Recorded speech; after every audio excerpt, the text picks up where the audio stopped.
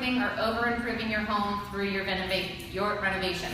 So today we are at one of our renovations here in Orlando.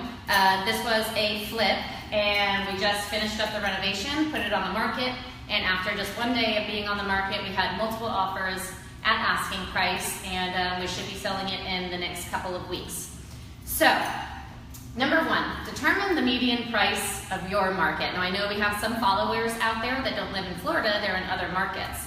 So here in Florida, median home price is about $200,000. Obviously that's going to differ if you're someplace like California, you might have a median home price of $500,000 or even higher out there.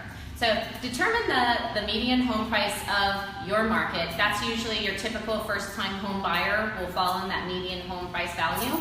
And you're going to keep that in mind for later on in this video when we go through some guidelines. So number two, this I think is the most important step of all when determining what you're going to put into your renovations as far as fixtures is concerned. Look at the neighborhood. So we're going to look at this beautiful big window of ours here in the living room, and I just want you to take a look at what our competition is and what some of the houses around here look like. Okay, so these are older homes. These are a little bit under the median home value. So we're talking about first-time home buyers, definitely, or maybe even investors who want to invest in rentals. But what we did was we took a look at the comps. So those were the houses that had already sold, and we wanted to look at the renovated comps. What did they sell it for, and what kind of fixtures did they put in their renovation? But more importantly, I like to look at what's active for sale right now that's on the market, because this is going to be your competition. When you put that house on the market, you're going to be competing with all of those active listings. So that's going to determine what you are going to put inside your renovation. You want it to stand out. You don't want to over improve it so it's, you know, got gold toilets when the other houses might have standard toilets. And you don't want to under improve it. You don't want to be the crappiest house on the MLS because it's going to be very hard to sell, okay? So always, if I can tell you anything, you get anything from this video, do your due diligence before you do your renovation. Actually, even before you give the offer to your seller. Based on the above two steps, you're going to determine what kind of fixtures you're putting in your home, your renovation. Okay, so Bigger Pockets is our local podcast here for real estate investors here in Central Florida. They have this general guideline that I can share with you. Again, it's very general. Don't follow it to a T, because anytime you get into a renovation, you might have unforeseen repairs that you didn't see before. But what their guidelines are is a standard finish rehab is going to be about $15 a square foot. Designer finish rehab is going to be $18 a square foot. Standard finish remodel is going to be $25 a square foot. Designer finish remodel is $30 a square foot. And then new construction is $75 to $150 a square foot. Now again, these are just general guidelines. I'm going to go into more specifically what kind of guidelines I use towards the end of this video. Okay, so determine necessary fixtures and improvements, and separate that out from want to do repairs. So for instance, this house, there's a couple things that I wanted to do. Okay, I wanted to take out this wall to make the kitchen open up into the family room. Because as you can see in this kitchen, and I hope you can see it because we do have a light bulb that's out, but it's a very small kitchen and it's just very closed in.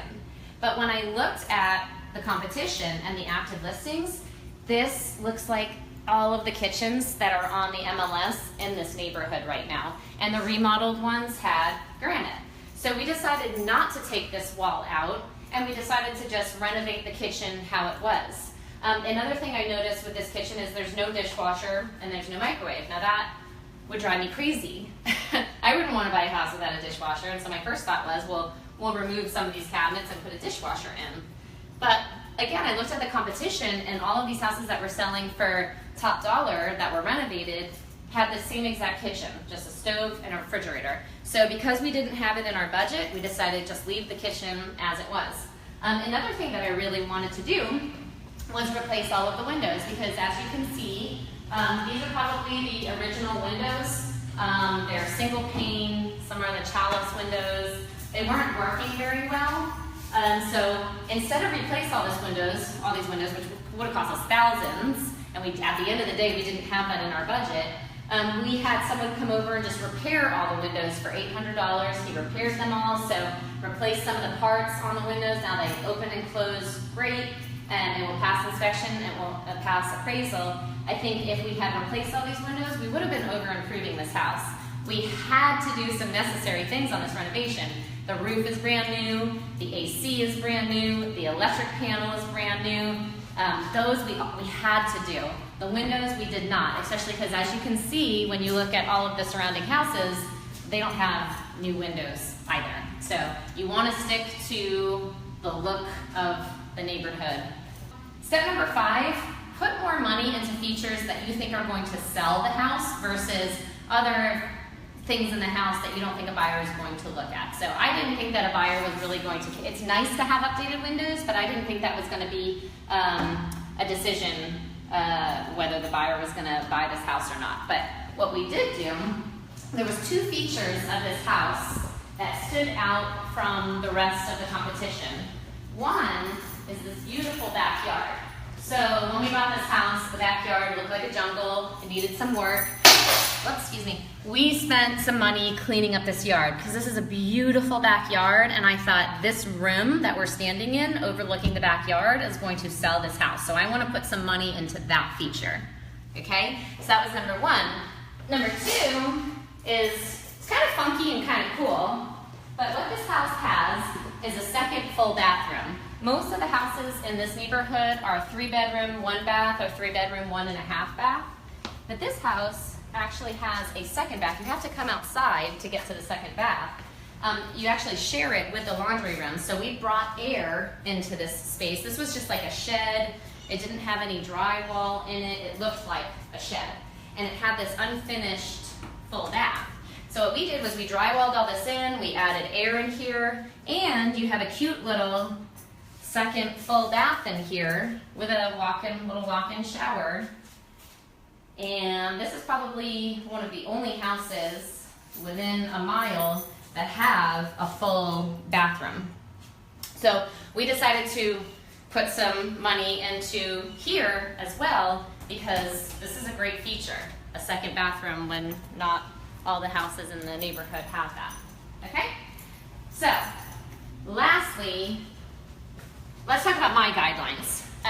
There's a couple things that I follow with my renovations and my fixtures, and it really depends on how much you're selling the house for, okay?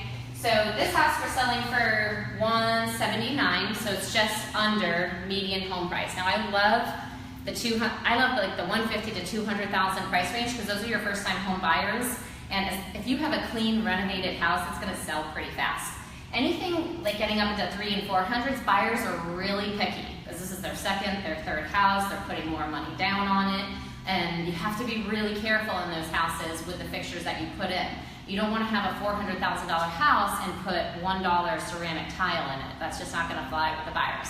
Okay, so for flooring, here are my guidelines. Anything under $100,000 purchase price, I do $0 to $1 on my flooring. So I might do, Home Depot actually has some really nice 80-cent ceramic tile.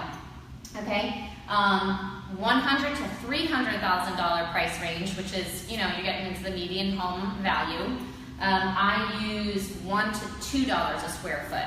So I use a lot of this laminate. I get this from Home Depot. This is 70 cents plus I think the underlayment is 25 cents. So it's just under $1, and I put this in a lot of the first-time home buyer homes. I have a little bit more expensive laminate there as well. That's a darker color, and I'll put those in houses where there's already a lot of light. This particular house doesn't have a lot of light. It tends to be a little bit dark, so I like to put the lighter fixtures in here. So $300,000 to $400,000 purchase price. You want to look at $2 to $3 a square foot when it comes to flooring. And then $400,000 to $500,000 in purchase price, $3 to $4 a square foot. Anything over $500,000 in your market, in the Florida market, you're going with higher end fixtures for the flooring. I'm usually looking at over $4 a square foot. But remember, this applies to the Florida market. So take a look at what your median home price is in your market, and then you can kind of use these general guidelines. But also, every time look at what's selling in the neighborhood, because there are some neighborhoods in Central Florida where the prices of the houses are higher. Okay, and so if you are selling it at a discount, you can afford to put cheaper flooring in it, even though you're selling it for $500,000. So that is number one. Always look at your competition to see what's selling, and that's going to give you an idea of what to put in your renovation. One thing I have noticed is we put level 1 granite in basically all of our renovations, unless we get over $400,000 purchase price. We always do like a St. Cecilia level 1 granite, which costs like $25 a square foot. It matches with any kind of cabinet. These were actually the existing cabinets here. We just replaced, we put some crown molding on it to kind of dress it up and put some new knobs on it.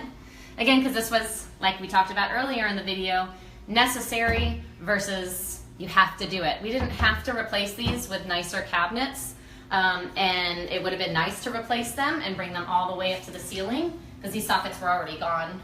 We didn't take those out.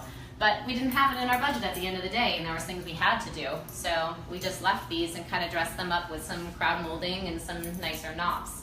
But this level 1 granite, you can put it in almost any renovation, except when you start getting into the higher priced. Then I like to go with like level 2, level 3. You might want to do, you know, like that $30 or $35 square foot for your granite.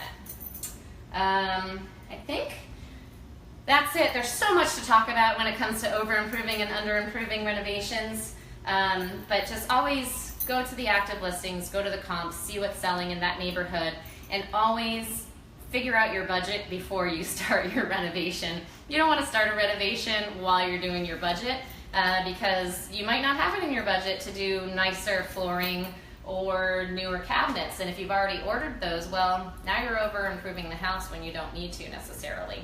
So I think that's it for today. All of this information will be up on Carrie's Corner under my blog at Carrie Buys Houses. And of course, subscribe to my YouTube channel. There's so many free information on that YouTube channel. So please subscribe, leave comments, questions. I love to hear your guys' feedback. And if you're interested in flipping or real estate investing, you can contact me at Carrie Buys Houses, and I'd love to speak to you. I think that's it for now. I'm sweating because the AC wasn't on when we got here, so we're gonna step outside and cool down.